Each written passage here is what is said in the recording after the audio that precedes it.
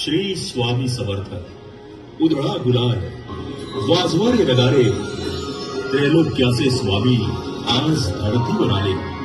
अनुसयेचा तूच दत्त, सुमतीचा तूच श्रीपाद, अंबा भवानीचा तूच नरहरी, आम्हा कैवाऱ्यांचा तूच स्वामी. अशक्य हे सारे करीतो शक्य, एकाच क्षणात भिवू नकोस, मी तुझ्या पाठीशी आहे, असे सदा सांगे आभास. श्री स्वामी समर्थांच्या अक्कलकोट मठामध्ये अनेक भक्तगण स्वामींची निस्वार्थ सेवा करीत होते. त्या भक्तांमध्ये सुंदराबाई नावाची भक्त मठाची सर्व देखभाल, भोजन व्यवस्था आणि स्वच्छता पाहत असे. आणि दुसरे भक्त हरिभाऊ. हरिभाऊंच्या निस्सीम भक्तीवर प्रसन्न होऊन स्वामींनी एकदा त्यांना जवळ बोलावून मांडीवर घेतलं आणि सांगितलं, आजपासून तू माझा मुलगा म्हणजे सूत झालास. सर्व घरदार सोडून दे आणि दर्या किनारी माझी ध्वजा उभी कर. हे ऐकून हरिभाऊना म्हणजे स्वामी सुताना रडू कोसळलं. कारण महाराज सर्व सोडायला सांगत होते. तेव्हा स्वामी म्हणाले, रडतोस काय? माझे पोट बघ किती मोठे आहे, त्याच्यावर हात फिरव बघू. आणि स्वामी सुतानी तसे केले. त्यांना ध्यान लागून एक आपला जन्म आठवला. विजयसिंग म्हणजे दुसरं तिसरं कोणी नाही तर तो स्वामी सुतांचा पूर्व अवतार होता. ती कथा अशी आहे.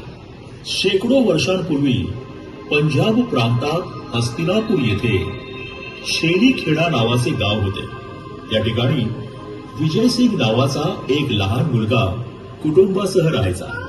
तो रोज एका पडक्या जागेतील मोठ्या वटवृक्षाखाली असलेल्या छोट्याशा देवळीतील गणपतीच्या मूर्तीसमोर गोट्या खेळायचा. असे अनेक दिवस चालले होते. विजयसिंग आपल्या डावाबरोबरच गणपतीचाही डाव आपणच खेळायचा. पण अचानक एक दिवस त्याच्या मनात आले, रोज आपणच खेळतोय, गणपतीने सुद्धा त्याचा डाव त्याने स्वतः येऊन खेळला पाहिजे. या भावनेतून मूर्ती समोर सर्व गोट्या टाकून बोलला,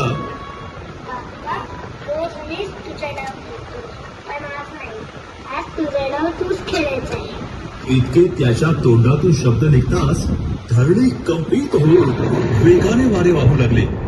वातावरणात चैतन्य निर्माण झालं आणि ज्या ठिकाणी गणेश मूर्ती होती त्या ठिकाणी धरणी दुभंगून एक 8 वर्षांची अतिशय तेजस्वी बालमूर्ती प्रकटली. ते दुसरे तिसरे कोणीही नसून प्रत्यक्ष परब्रह्म श्री स्वामी समर्थ महाराज होते. तो दिवस होता चैत्र शुद्ध द्वितीया. स्वामींबरोबर गोट्या खेळताना विजयसिंग हरला.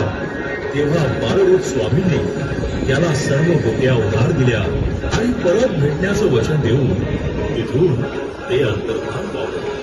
पूर्वजन्मीचा दृष्टांत झाल्यानंतर स्वामी सुतांनी स्वामींच्या पायावर बोटांगीर घातल्या. त्यांच्या डोळ्यातून आनंदाश्रू वाहू लागले. ते म्हणाले, स्वामींनी धन्य धन्य झाले. परत भेटीचं वचन पाळून आपण माझं जीवन सार्थकी लावलं. पुढे अनेक वर्ष स्वामी सुतांनी स्वामींची मनोभावे भक्ती आणि सेवा केली. स्वामींच्या मान्यतेनं दर चैत्र शुद्ध द्वितीयेला स्वामी सुतांनी स्वामींचा प्रकट दिन साजरा करण्याची प्रथा पाडली. हळूहळू स्वामींची कीर्ती सर्व दूर पसरली. बोला जय जय स्वामी समर्थ.